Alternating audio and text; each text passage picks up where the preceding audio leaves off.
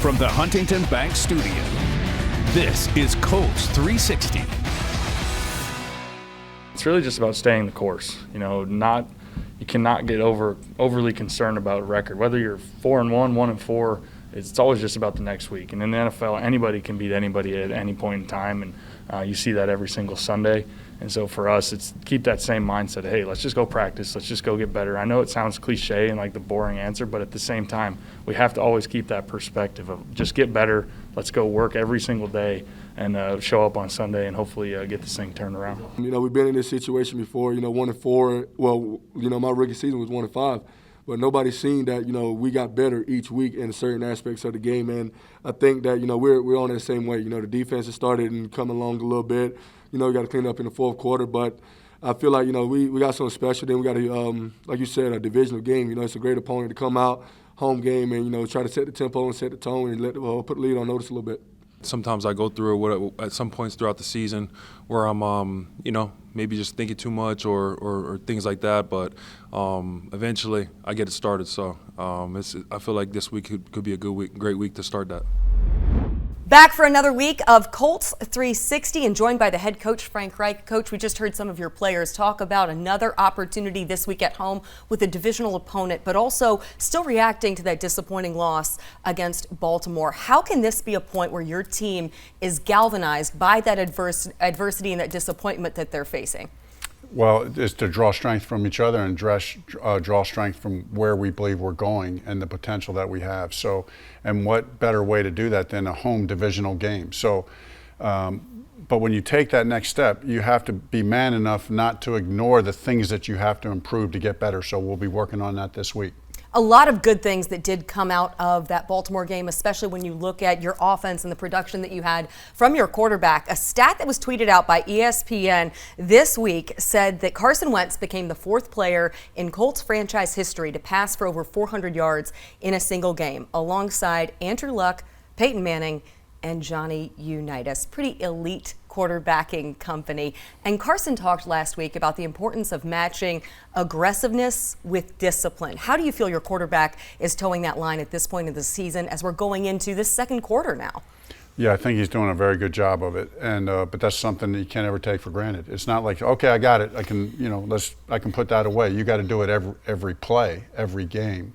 So I think another big thing for Carson is just continuing to gain confidence, not only in the system but in his teammates and the receivers, and getting used to throwing to them, and throwing to Pittman and Pascal and Parris and Jonathan and Naheem and Mo and Jack. I just think there's a chemistry building between them that is a good thing. Certainly no resting on the laurels, and you mentioned, of course, trusting his receivers. A huge play that we have to go back to against Baltimore, kind of one of those you got Moss scenarios with Michael Pittman, a 40-plus yard completion to Pitt. How do you explain the physicality in the presence that Pittman brings to your offense? Yeah, I mean, he's a beast, and he just got this attitude about him, this physical way he plays, and the mindset that he has that he's a competitor, and he's got no fear in him. And I love that attitude, and I think our team feeds off of it. We're seeing the ball spread around an awful lot by your quarterback, also in the running game, involvement from Jonathan Taylor, Marlon Mack, Nyheim Hines, all of those guys. What offensive identity do you have established to this point in the season that you want to build upon as you have this stretch now with a number of opportunities at home? Yeah, no, we really are trying to strike that balance, much like you saw in this last game where, where we're running the ball efficiently, having those explosive runs. I think we ran it for 125 yards or so. So you can get that kind of production and even a little bit more, but then combine that with the big chunk plays in the passing game. And so that's who we want to be. We want to be able to have that mix of the run game and the pass game, but you always need those explosive plays, and our guys are starting to do a better job of that. It's interesting how you kind of break up the quarters now with a 17-game season as opposed to a 16-game season. It was really cut and dry where you had those 4-game chunks to break it up to. Now that you are into this second quarter of the season and you have 3 upcoming out of the next 4 at home. 2 of those going to be divisional opponents. You have the Texans at home, and then just 2 weeks after, you'll have the Titans at home. Then you have a Thursday night primetime opportunity with the New York Jets. How much do you emphasize capitalizing on this stretch of games that you have with so many opportunities at home, as you do feel like your team is starting to find its stride in a number of aspects? Yeah, no, I do feel like that. I do feel like we're starting to find our stride, but you're trying to trick me and getting me to look out further, the exact opposite of what I tell the team. I know better Larry. than to try to trick you. That's not going to happen. Okay, I don't even know who we play after this next week. We got Houston. That's all that matters. Is Houston. And so that's how we roll. I mean, yes, we know, and my schedule sits on my desk, and I see who they're. But there's a certain mindset to it of. One of the things we talked about in the locker room. Let's not talk about potential streaks we could go on or this or who we play, who anybody else plays. Let's just concentrate on getting ready for Houston. We know that's our formula. We know that's what we have to do. That's what gives us the best chance to execute, which ends up in a win. Well, then let's talk about the Houston Texans. And they're a very different Houston Texans team than the ones you were used to facing in seasons of past, because starting out this year, they had 30 new players on their 53-man roster, a new head coach, a new quarterback. How different is this Houston Texans team than the ones you've faced previously? Because typically you can go back to the film from previous years with divisional opponents and look at, hey, we faced these guys at least 2 times last year. We got a good foundation we can draw upon of film. Yeah, well, first of all, you got to give Coach Culley credit. I mean, really seems like under difficult circumstances they've had at their quarterback position and some of that thing where, they're dealt a set of circumstances that they were not anticipating. I think he's done a good job as a head coach of, just projecting the right kind of attitude and keeping that team together in a very positive way. As far as me as an offensive coach, thinking about going up against how they are different defensively with Lovie Smith as their defensive coordinator, kind of in the mold of Tony Dungy in that Tampa 2 system. They're a bend but don't break. They're very opportunistic. They're good at taking the ball away, so we're going to have to be on our game. And I know after 3 games on the road, these Indianapolis Colts fans are really excited to welcome you guys back home at Lucas Oil Stadium this Sunday afternoon. Coach, thanks for taking the time. Thanks, Larry. I'm definitely starting to do a lot of different things in offense, primarily just being on the outside. I know that's new for people seeing me on the outside, play outside receiver, but I'm getting a chance to run a different variety of routes, running the route tree. And, they know that I'm capable of doing that, so that's just a testament of how much they believe in me. Still ahead, Paris Campbell on overcoming adversity and evolving within the offense. That's next on Colts 360.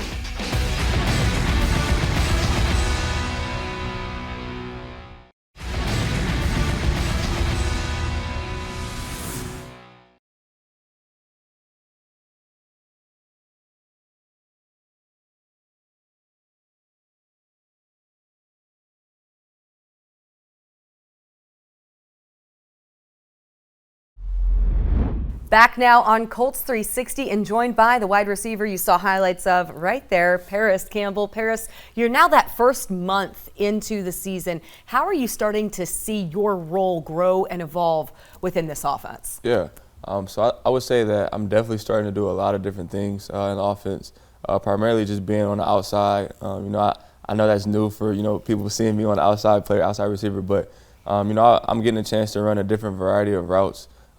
Just running the route tree, and they know that I'm capable of doing that. So, that's just a testament of how much they believe in me to put me on the outside and be able to run those routes for sure. What was the biggest adjustment you had to make, whether that was in your physical preparation, in studying playbook, whatever it was, to make that adjustment to playing more so on the outside? Yeah, definitely. Obviously, being in the playbook, just learning the whole offense as a whole, not just one position, but knowing it in its totality. But that's hitting the practice field, getting those reps with Carson, getting those reps on my own, just running routes on air, things like that. And then obviously taking that to, one-on-one situations, practice situations, competitive live reps, definitely helped me out for sure. We see also just the growing kind of comfort between Carson and the variety of receivers. This is always an offense that really likes to spread the ball around. How are you guys, as the weapons in the receiving game, adjusting to Carson? What are you learning about your quarterback as you're now into middle October? I think one thing is that's great for us is, that it's never a dead play. Carson's always going to be able to keep the play alive. He's very athletic. He's able to extend plays. And I think as wideouts, that helps us out a lot because, sometimes a play doesn't work how it's supposed to. Things break down, but then Carson extends it, and then, it's a 20-yard gain, explosive play. So I think just Carson, he shows his toughness each and every day. And, we all see that on Sundays. But just his athleticism is, I think it's second to none, and him being able to extend those plays is huge for us. What does it say about this group of receivers that you guys are all so good about celebrating the guy that has the big day? You've got Zach has had his games. Michael Pittman has started to emerge as a major weapon, and you guys are always the first to celebrate one another. Yeah, that's just the nature of our room. We really look at each other as brothers. So when we hit the field, we all want to be successful. We all want each other to be successful. So I think that's just the nature of us. I think that's a testament to Coach Groh and how he handles the room. But every day we approach work and we're knowing we're doing it with our brothers. So that's just the nature of us. And a lot of that brotherhood stems from the leadership that you have in the wide receiver room with your veteran in T.Y. Hilton. Mm-hmm. Getting him back on the practice field, at least we will see what it is in terms of his availability, in terms of when he returns to game action. What does that do for you guys as an offense? You've seen it today just in walkthroughs. Everyone, it just puts a smiles on everyone's face.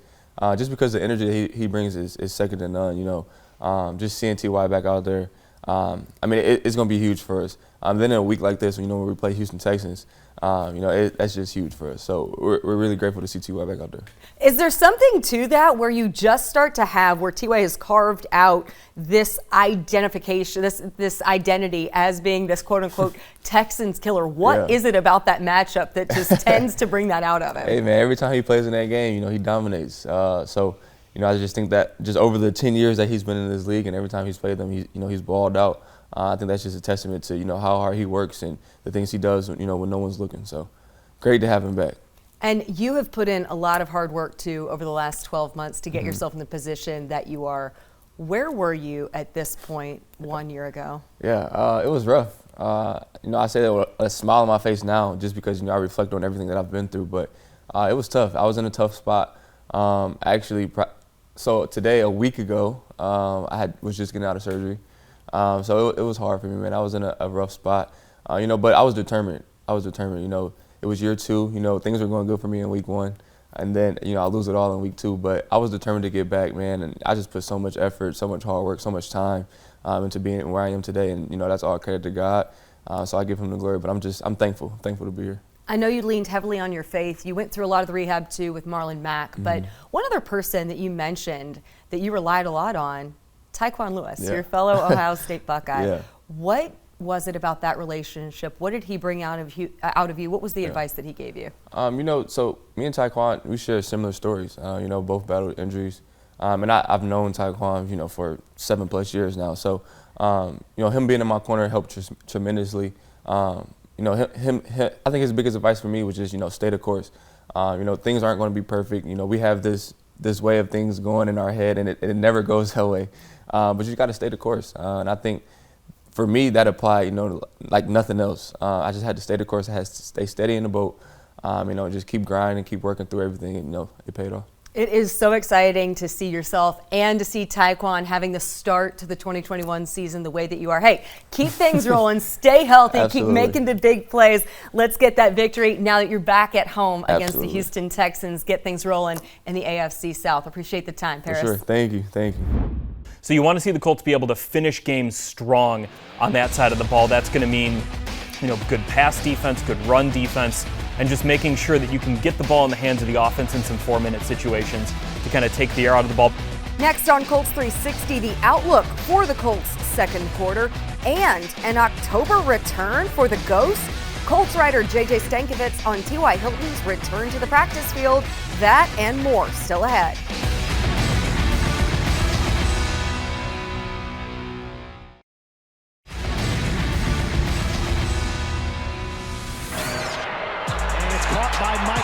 Pittman, and Pittman gallops up to the 10-yard line for a gain of 14 and a first down. And trying to make an adjustment on the ball is Michael Pittman. He catches it, and he rumbles across the goal line. Carson Wentz, Michael Pittman, touchdown.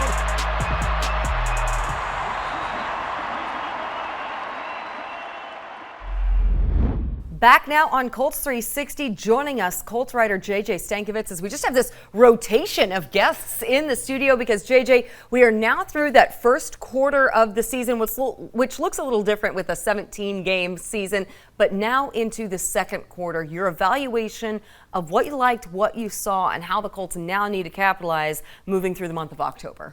Yeah, Lara, I think something that stood out to me is that this Colts team, they've been playing very physical, especially on offense, and that's something you get when you have a Michael Pittman Jr., a Zach Pascal, a Jonathan Taylor. And I asked Frank Reich about that this week, and he said when your skill position players are playing with that level of physicality, like we know the offensive line is going to play physical, but when you get that out of the skill players, that's when you really start feeling it. That is a huge part of this Colts offensive identity. And yes, the team is 1-4, Lara, but you can see some really good building blocks starting to stack on that side of the ball. And looking at this next stretch ahead, you have 4 of your next 5 games at home. That starts this week against the Houston Texans. You mentioned how physically the offense is playing. Where do you need to see this defense start to take shape, in particular with this slate that you have and the opportunities that you have ahead on the schedule? Yeah, absolutely. I think it starts with finishing games. You know, Lara, that's something Frank Reich also talked about this week, that the Colts have played 6 good defensive quarters over the last 2 weeks against the Miami Dolphins and Baltimore Ravens. Then in the fourth quarter, it slipped a little bit. It started against Miami, then obviously against Baltimore with that, Lamar Jackson comeback in that game. So you want to see the Colts be able to finish games strong on that side of the ball. That's going to mean, good pass defense, good run defense, and just making sure that you can get the ball in the hands of the offense in some 4-minute situations to kind of take the air out of the ball. By the way, the Colts offense did do a really good job of that against Miami, and really against Baltimore too, they did. You just need the defense to then kind of finish in those situations. One thing we learned this week and that we asked Paris Campbell about earlier in the show, the return of T.Y. Hilton to the practice field. How much of an emotional boost was this to this locker room to purely have him in walkthroughs, in practices, in the meeting rooms? Yeah, Lara, Carson Wentz said Wednesday that even just having T.Y. in the huddle in a walkthrough on Wednesday, you could just kind of get excited about that just because you haven't had T.Y. out there since the end of August.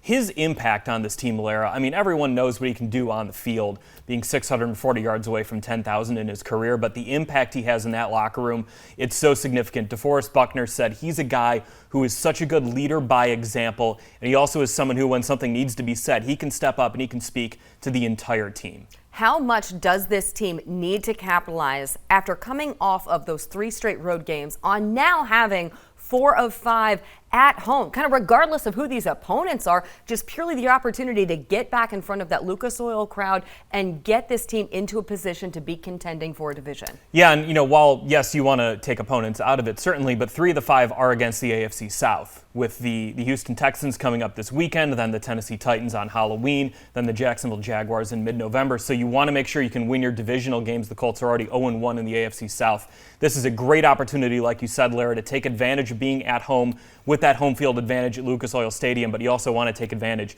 of some of these games in the AFC South. And we've been talking an awful lot about the work that has been done on the practice field by the Indianapolis Colts. There's a whole team of people that it takes to get that practice field ready for action over the course of the week and over the course of many months of football here at the Indianapolis Colts complex. And we get a little preview of exactly what all of that work entails from the Director of Grounds and Facilities, longtime Director of Grounds and Facilities, Troy Glendenning, to take us into a different type of trenches. Take a look.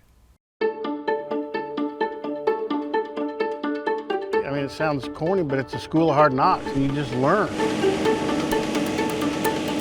You learn over time. I know when the field's too wet. I know when it's too dry. I know when it needs water. What we do here, you don't get it out of a book. You learn it by just doing it. It's a school of hard knocks.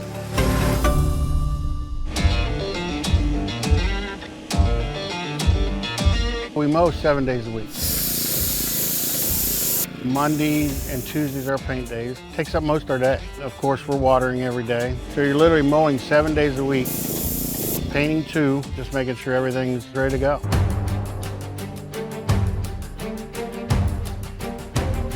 The painting and stuff, we know we better have straight lines, and it needs to be bright. We typically try to do the lines first. That takes 3.5 hours. We can do the numbers and hashes in an hour and a half. That's after they're already down. We call it skyballing, we're tracing. Occasionally we'll bring out the hash mark board just to straighten everything back up. And sometimes we'll bring out strings again just to make sure everything is perfectly straight. It's a good day and a half. Let's go! I don't like to see divots. I cringe. It makes me nervous. This first practice, I mean, I'm puckered. I know, but you don't know until they get out here and start running around. Not because it's tearing up my grass. You worry, could somebody get hurt? That's probably my biggest fear. Injuries happen, but I don't want it to be because of something I did. You know, hey, the grass is too wet or a hole wasn't filled. There's so much pride. There's a certain standard. When I just see it and see how good it looks, that's part of it. What's really good for me is the coaches don't come out here before the first practice and inspect it, or nobody does. They just know it'll be right. That's the rewarding part, is that they trust me enough to know, hey, this thing's gonna be right. I've got 200 bosses between coaches and players and ownership, and when they don't say anything, then I know we're doing a good job. I don't even take care of my yard. I don't. I have somebody else mow it. This is my baby. I don't even do anything to my yard. I pay to have it mowed.